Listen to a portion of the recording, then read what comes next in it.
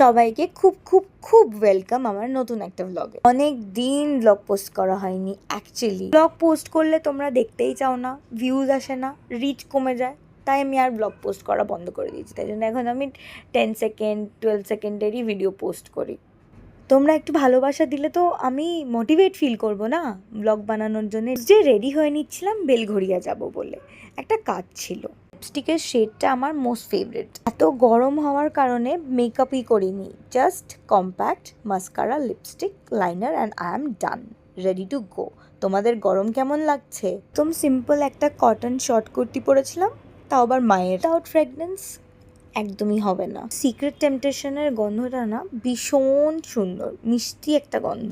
চলে গেলাম হনুমানজি আর স্যাটার্নের মন্দিরে পুজো দিতে। টিউসডে আর স্যাটারডে আমি যাই।